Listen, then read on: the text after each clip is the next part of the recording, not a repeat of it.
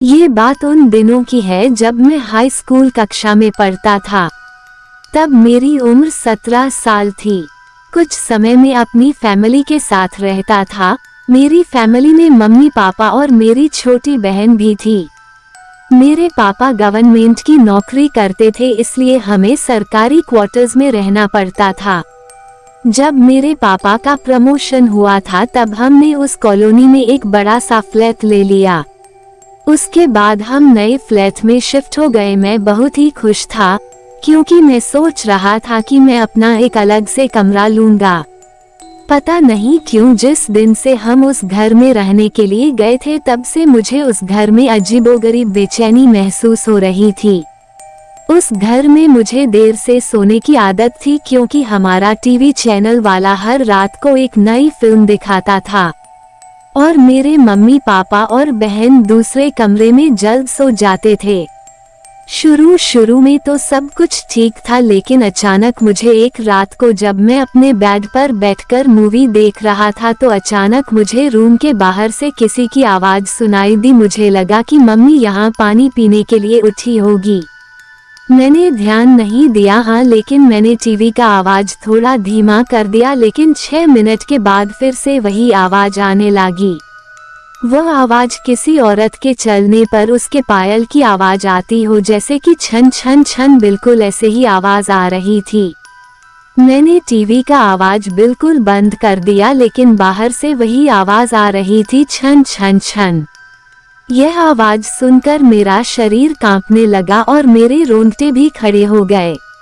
आवाज लगातार आ रही थी और 6 सेकंड के लिए सुनाई देती थी, उसके बाद बंद हो जाती थी। बाद में 3 मिनट के बाद फिर से छन छन छन, जैसे कि कोई भारी पायल पहनकर चल रही हो। मेरा दिल जोर जोर से धड़कने लगा है। ऐसा लग रहा था कि अभी मेरा हृदय छाती में से बाहर निकालकर मुंह में आ जाएगा। पता ही नहीं चल रहा था कि मैं क्या करूं। मैंने सोचा कि मैं अपने मम्मी पापा को भी उठाकर उनसे सारी बातें बता दूं। बाद में मैंने हिम्मत करके दरवाजा खोला तो अचानक वही आवाज सुनाई दी, छन छन छन। उस समय वही आवाज बिल्कुल मेरे सामने से आ रही थी। ऐसा लग रहा था कि कोई नई परिणीत स्त्री चलकर मेरे पास आ रही हो, लेकिन सिर्फ आवाज ही आ रही थी। सामने कोई भी नहीं दिख रहा था और आवाज भी बिल्कुल स्पष्ट सुनाई दे रही थी, छन छन छन। मैंने मम्मी पापा को जगा दिया और सारी सच्चाई उनको बता दी।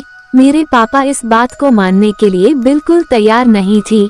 वैसे भी वह सब पूरी तरह नींद में थे। किसी ने मेरी बात पर ध्यान नहीं दिया। बाद में मैं अपनी मम्मी पापा के साथ उनके कमरे में सो गया। ऐसे ही 3-4 दिन निकलने के बाद एक रात को फिर से वही आवाज सुनाई दी, छन छन छन। बाद में मुझे उस आवाज की आदत पड़ गई। आवाज आने का कोई भी समय नक्की नहीं था। कभी कभी वह आज 9 बजे या फिर 11:30 बजे भी आती थी, परंतु एक बात तो पक्की थी कि वह आवाज सिर्फ मुझे ही सुनाई दे रही थी और दूसरे किसी को भी नहीं। कभी कभी मैं वह आवाज मुझे बहुत ही डर जाता था, लेकिन हमारी कमी कभी भी कुछ भी खराब नहीं होना था। 3-4 महीने बाद हमें एक नया फ्लैट मिल गया और हम वहां पर शिफ्ट हो गए। उसी फ्लैट में हमारी जगह पर जो नए लोग रहने के लिए आए थे वो हमारे जान पहचान के लोग थे। उनका बेटा मेरा बहुत अच्छा दोस्त था और उनका फैमिली काफी बड़ा था। एक दिन वो अंकल हमारे घर पर आए और हमसे पूछा कि क्या आपको कभी कभी कोई आवाज सुनाई दे रही थी।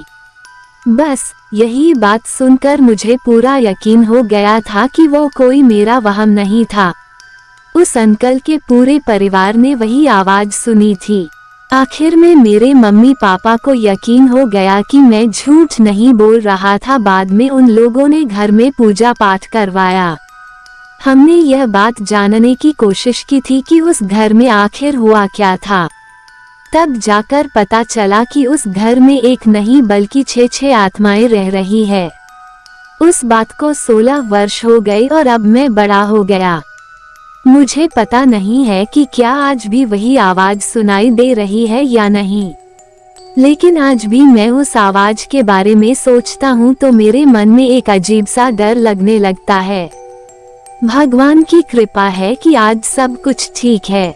यह मेरी कहानी आपको कैसी लगी कमेंट में जरूर बताएं और प्लीज सब्सक्राइब करें।